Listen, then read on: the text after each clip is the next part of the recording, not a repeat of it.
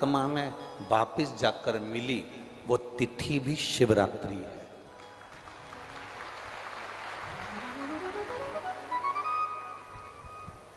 वो तिथि भी शिवरात्रि, इसलिए माघ की शिवरात्रि और फाल्गुन की शिवरात्रि, ये दोनों शिवरात्रि तारा बाबा की कुटिया में एक भव्यता के रूप में मनाई जाती है। भव्यता।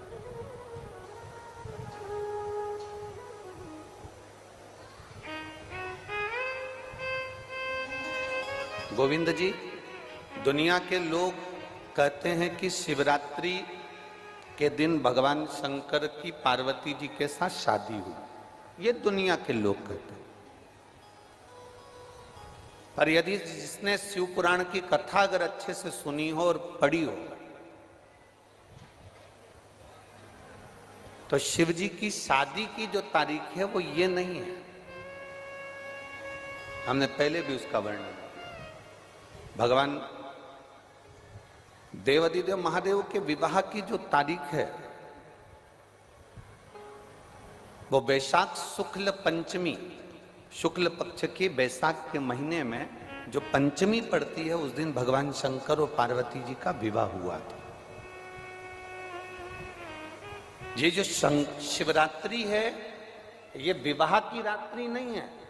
ये शिवरात्रि ब्रह्मा और भगवान विष्णु ने भगवान शंकर को पहचानने के लिए पृथ्वी पर भगवान शंकर के प्रथम शिवलिंग को प्रकट करा था। तो ये शंकर जी के जन्म की शिवरात्रि है, प्रागट्य की शिवरात्रि।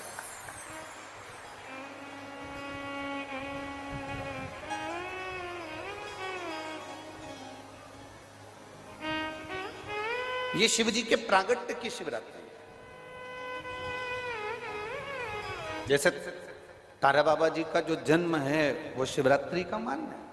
ये शिवरात्रि जो आएगी माघ की शिवरात्रि, जो मूल शिवरात्रि होती है, जिस दिन शिवरात्रि के दिन भगवान ब्रह्मदेव और भगवान नारायण ने भगवान शंकर को एक पर्वत को घुमाकर उनके लिंग की आकृति, उनका स्वरूप प्रकट किया, उनका स्वरूप प्रकट किया, उनका जन्म।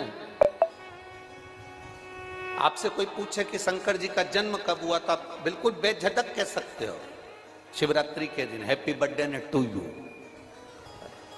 उसमें तुम्हें सोचना नहीं है। भ्रम फैलाने वाले बहुत भ्रम फैलाते हैं। आपसे कोई पूछे तारा बाबा जी का जन्म कब हुआ तो आप कह सकते हो शिवरात्रि के दिन हुआ। और आज इस व्यासपीठ से एक बात और कहना चाहेंगे, जिसको अपने जन्म की तारीख ना मालूम हो, जिसको अपने जन्म दिन ना मालूम हो, वो आप नियम बना लो कि आपका जन्मदिन भी शिवरात्रि के दिन ही हुआ है, पक्का। जब परब्रह्म परमेश्वर स्वयं देवाधिदेव महादेव शिवरात्रि के दिन प्रकट हो जाता है, उसका शिवलिंग, उसकी आकृति प्रकट हो जाती है। और ब्रह्मा जी ऊपर जाकर मालूम करते हैं, आकाश में बढ़ते जाते हैं, जाते जाते हैं, तो भी उनको शंकर भगवान के शिवलिंग का छोर नहीं मिलता। भगवान नारायण नीचे की ओर बढ़ते चले जाते हैं, पाताल की ओर, और उनके चरण नहीं मिलते, तब हार जाते हैं कि शंकर को पहचानना कठिन है।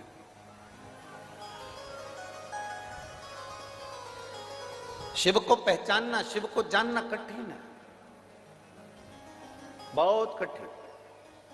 जैसे शंकर को पहचानना कठिन है, जैसे शिव को पहचानना कठिन, उसी तरह कोई संत को, कोई गुरु को, कोई सतगुरु को पहचानना कठिन। अब तारा बाबा जी की कुटिया को आप देखेंगे तो अब तो बड़ी सुंदर है, बड़ी सुंदर। आपने बना भी दिया, रास्ता भी बना दिया, बगीचा भी बना दिया, सुंदर तारकेश्वर महादेव का मंदिर भी बना दिया, गुफा भी बन गई। पर सत्यता में बताओ कि जब तक तारा बाबा जी थे तब तक एक छोटी सी झोपड़ी में रहना, अपनी झोपड़ी से बाहर नहीं जाना, अपने भजन में डूबे रहना, अपनी भक्ति को करते रहना। एक धूपाड़ा जला के रख लिया, उस धूपाड़े में अग्नि में सेकते रहना और अपना काम करते रहना। कब निकलते, कब आते, कब जाते, प्रवेश कब करते, कब कहीं बाहर निकलते, किसी को भी नहीं मालूम पड़ता कि निकले कि ना निकले। सतगुरु ऐसा ही है। संत, असली संत की पहचान ये होती है, असली सतगुरु जो होता है, असली सतगुरु।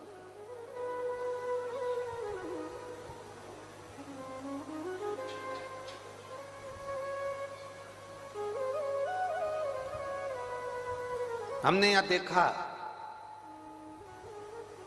तारा बाबा जी की कुटिया के बाहर से दर्शन कराते हैं, उनके समाधि स्थल के कराते हैं, बाहर से दर्शन, बाहर से दर्शन, समाधि स्थल का जो दर्शन कराते हैं बाहर से कराते हैं।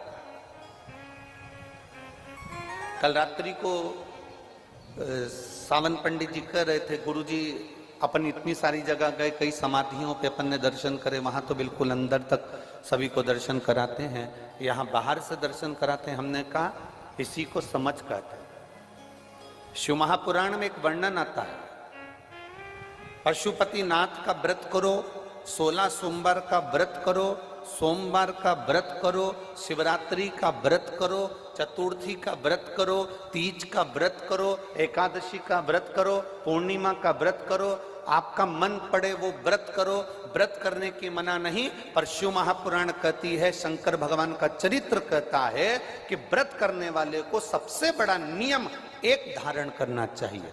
सबसे बड़ा व्रत का नियम कौन सा है कि जो व्रत करे, दिन भर भूखा रहे, दिन भर कुछ ना खाए और अपनी कामना के लिए भगवान शंकर की आराधना करते हो, भगवान शिव की उपासना करते हो, और कोई आया तुम्हारे पांव को छुआ, प्रणाम करा, और तुम्हारे पांव को छुआ, प्रणाम करा, और तुमने उसके ऊपर हाथ रख दिया, या तुम्हारे चरण छुए और छूकर उसको तुमने अपने दिल से कुछ दे दिया, उसने चरण छुआ और तुम्हारे नीवी मुख से निकला, पर तुम्हारे चरण को अगर उसने व्रत वाले दिन हाथ लगा लिया तो समझ लेना कि तुमने जो दिन भर व्रत करा उस व्रत का पुण्य वो लेकर चले गया,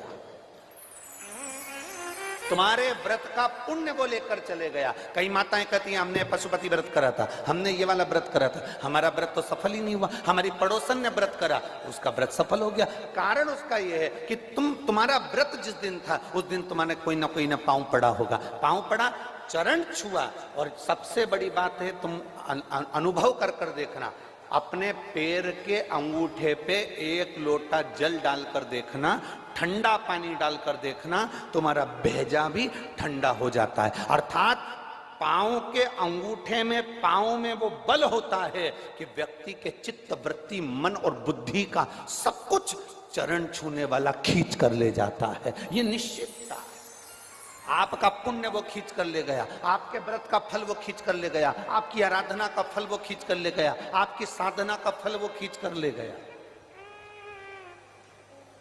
हमारा एक नियम है, आप लोगों को मालूम होगा, हम कई बार कथा में कहे, हम कभी भी चरण नहीं छूने देते, स्त्री को तो छूने ही नहीं देते, माताओं को तो बिल्कुल भी नहीं, क्योंकि हम आपको जीजी बोलते हैं और आप हो गई हमारी बहन, और भाई के चरण छुओ तो अच्छी बात थोड़ी ना है। हम तुम्हारे छू लें पर तुम हमारे मत छू। और हम जितने भी भाई लोग बैठते हैं इनको जीजा कहते हैं, इनसे हम हमारे चरण छुआ लेते हैं, क्योंकि जीजा और साले की चल जाती है,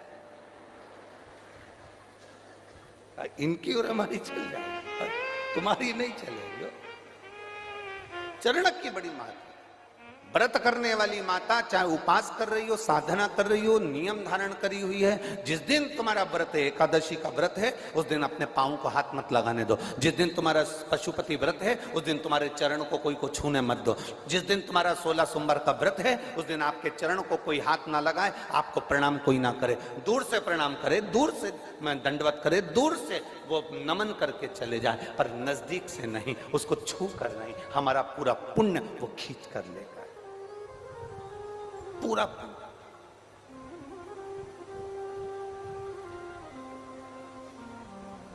भगवान नारायण के चरण दिखते हैं, बोलो दिखते हैं कि नहीं दिखते? जम के बोलो जरा, दिखते हैं ना? भगवान ब्रह्मा जी के चरण दिखते हैं, माता लक्ष्मी के चरण दिखते हैं, भगवान ब्रह्माणी के चरण दिखते हैं, इंद्राणी के चरण दिखते हैं, गरुण देव, वरुण देव, सबके चरण दिखते हैं। केवल एक शिवलिंग, शंकर भगवान का केवल एक शिवलिंग ऐसा होता है जिसके चरण नजर नहीं आते,